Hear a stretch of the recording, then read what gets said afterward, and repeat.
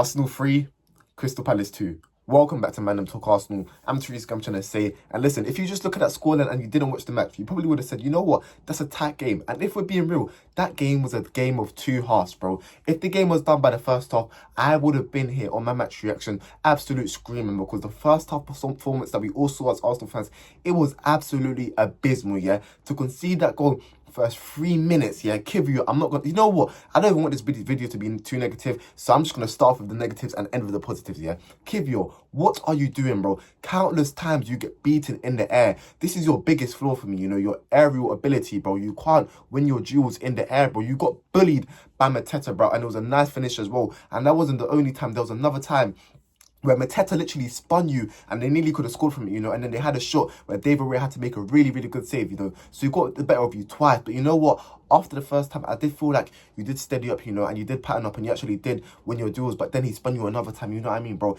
It's just not good enough, man, you know. I know he's our third choice centre-back and our third choice centre-back isn't going to be Maldini. But I expect so more, you know. I've seen better from you. I remember last season when you came in the squad at left-back, you know, when Zinchenko and Tomiyasu was out. And remember, that's when we was beating teams like Burnley 6-0, West Ham 6-0. And for me, he was defensively secure and he was actually very good going forward, you know. But this season, whenever you come in the team, I've not been impressed. I've not been filled with confidence. But you know what?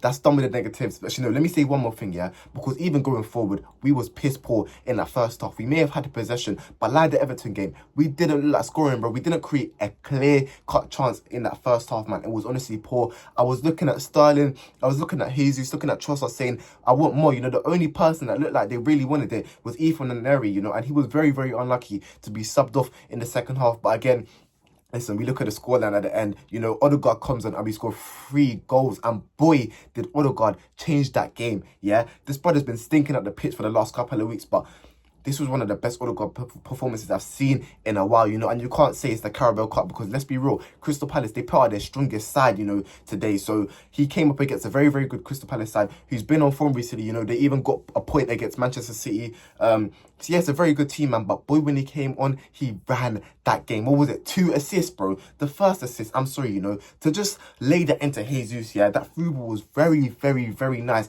And Jesus, in the first half, you could just see he was lacking confidence. But boy, did he take that first chance with confidence in the second half, bro. That was a finish. That was Gabriel Jesus, the Gabriel Jesus that I knew in 2022, the Gabriel Jesus that I adored with and I fell in love with, bro, yeah. You know what it is? I've always had the view, since Alexis Sanchez, we've not had a player like that, bro. And the closest we've gotten to Alexis Sanchez is Gabriel Jesus, you know, as in like a guy that loves to express his freedom, you know, loves to take on his man, you know, very, very skillful, very, very, very talented player, man. And he's very good, you know, in scoring goals, man. And we've just not seen that. What was it? It was like a whole year he hasn't scored a goal in the Emirates and he goes and scores a hat-trick, man. But I can't lie, Gabriel Jesus, take a bow. I'm so proud and I am so happy to see you scoring 3 goals today. And let's be real, all of them goals, they was taken very, very well. You know, the second one, yes, we know it's offside, and if VAR was there, they would have chopped out. But guess what? Who cares, bro? The brother scored 1 goal in 31 games, so score a hat-trick. I'm super happy for him, man. And I hope this does him a world of confidence, because Arsenal fans, let's be so real. If we can get a fit Gabriel Jesus, bro, that means a lot. For me, it goes a long way in the title race, bro. That is a player that can literally change the game by the scruff of the neck, and that's what we've been screaming for since the start of the season, bro. You know, we've had a Gabriel Jesus from Peru, fam, but now his Brazilian side showed up today. You know what I mean, bro?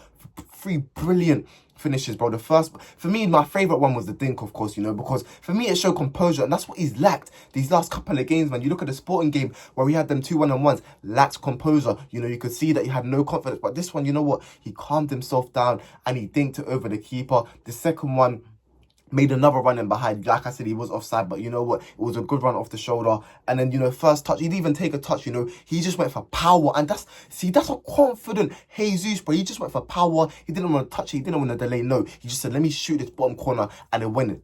Brilliant goal. You know, Bukayo Saka comes on and within 3 minutes, he gets an assist. And the footwork on that goal for Odegaard, bro. Oh, my days. The way he weaved through a couple of plays and then laid it off to Saka, it was absolutely superb, man. And this is the Arsenal that I want to see.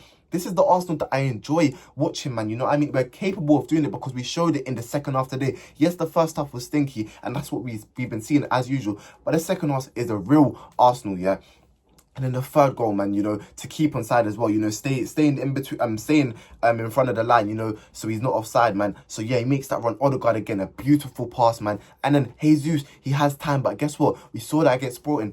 His first one-on-one, he had so much time, and he allowed the defender to approach him, and then he kind of rushed the shot, and it was straight at the keeper. But no, this time he ran, he kept his cool, made sure he had close control of the ball, and then said, you know what? I'm going to do the exact same finish as the second one. I'm just going to smack it bottom corner. And you know what?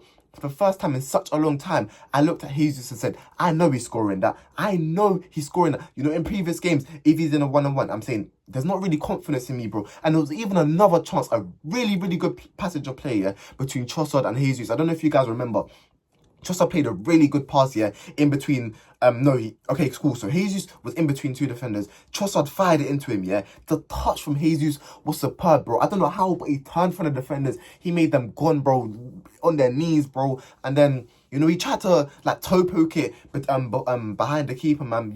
It went through the keeper's leg, but I think it like touched his heel, and then it went out for a corner. But if that went in, that would have been a beautiful goal, man. But listen, Jesus, this is what I want to see. I want to see more of this, bro. Take a bow today. You know what I mean? You put yourself in consideration to start on the weekend. For me, I actually would start you against Havertz, bro.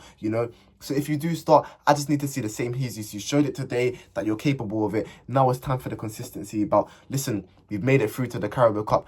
Onto the semi-finals now. It was kind of nervy, bro. Of course, Nketiah had to score that goal. But that was a world-class header. I'm not going to lie, bro. But when did he ever do that for us? He didn't. But of course, he wants to show up against us, bro. And then he's even there when he's scored. He's saying time, as in there's time to get back. Allow it, bro. You men are knocked out the quarterfinals. We're on to the semis. We have to win this trophy. But like I've said, it is not enough. I want to see a double this season, I want to see a Carabao Cup and a Premier League or a Champions League. That's how I'm moving, bro. Call me greedy, call me glutty. I don't care, yeah? But this is it, man. Through to the semi-finals.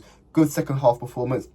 This has been Man Them Talk Arsenal. I'm Therese. I'm trying to say, make sure to like, comment, subscribe, turn on post notifications, also be notified every time we make a video, man. And I'm out. Peace.